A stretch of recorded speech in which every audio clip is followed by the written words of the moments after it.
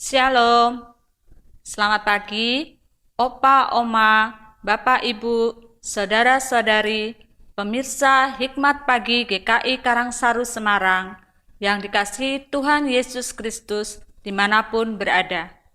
Salam jumpa kembali.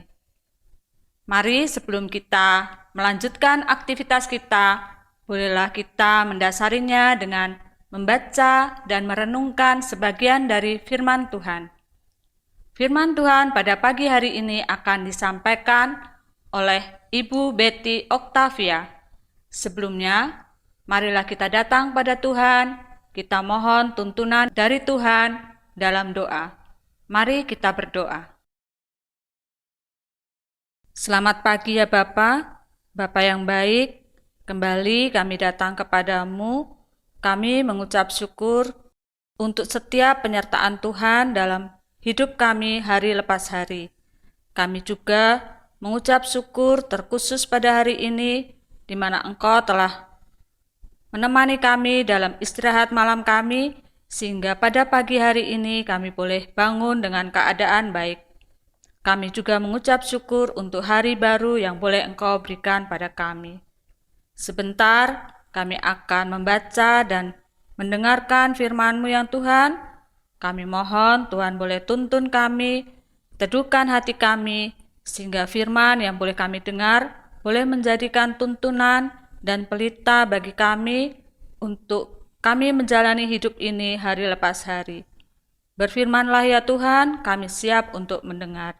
Di dalam nama Tuhan Yesus Kristus kami telah berdoa dan kami mengucap syukur. Amin. Tema firman Tuhan hari ini, satu hati, satu suara. Ayat yang mendasari diambil dari Roma pasal 15, ayat yang pertama sampai dengan ke-7.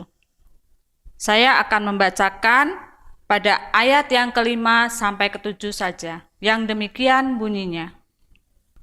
Semoga Allah, yang adalah sumber ketekunan dan penghiburan, mengaruniakan kerukunan kepada kamu, sesuai dengan kehendak Kristus Yesus, sehingga dengan satu hati dan satu suara, kamu memuliakan Allah dan Bapa Tuhan kita, Yesus Kristus.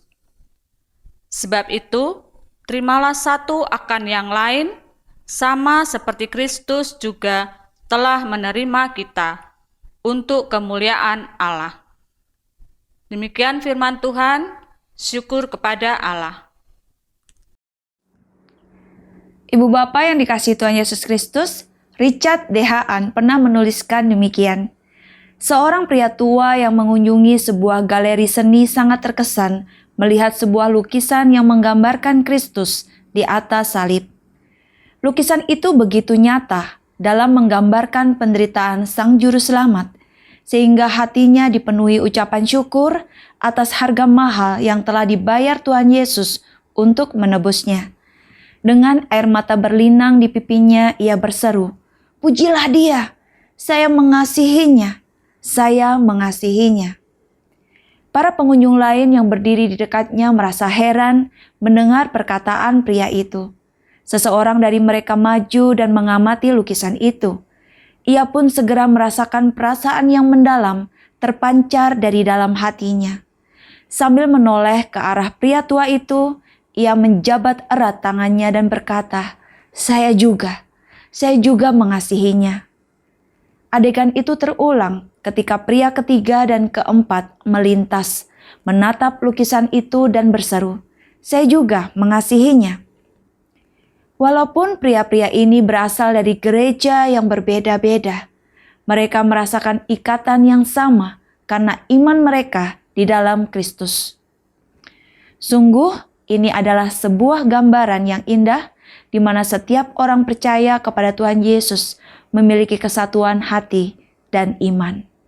Ibu Bapak yang terkasih di dalam Tuhan Yesus, Rasul Paulus dalam suratnya kepada jemaat Roma mengajarkan agar mereka saling menguatkan dan membangun sebagaimana teladan Kristus Yesus. Rasul Paulus merindukan adanya kerukunan di antara umat Tuhan, sehingga mereka semua dengan satu hati dan satu suara memuliakan Allah. Di tengah maraknya perselisihan antar anggota gereja dan hamba-hamba Tuhan di media sosial, nasihat serta pengajaran Rasul Paulus tersebut menjadi penting untuk diperhatikan dan dipraktikkan. Orang-orang Kristen wajib meninggalkan kesenangan diri dan kepentingan diri sendiri, supaya tidak menimbulkan konflik dan permusuhan yang mengecewakan hati Tuhan. Persekutuan umat Tuhan mesti didasarkan adanya sikap hati yang saling menerima satu dengan yang lain. Jika setiap orang Kristen memiliki relasi yang benar dengan Kristus dan memahami makna sebuah persekutuan umat Tuhan dengan tepat, maka akan tercipta kerukunan yang memuliakan nama Tuhan. Kesatuan hati dan suara, kunci kerukunan kehidupan bersama. Amin. Mari kita berdoa.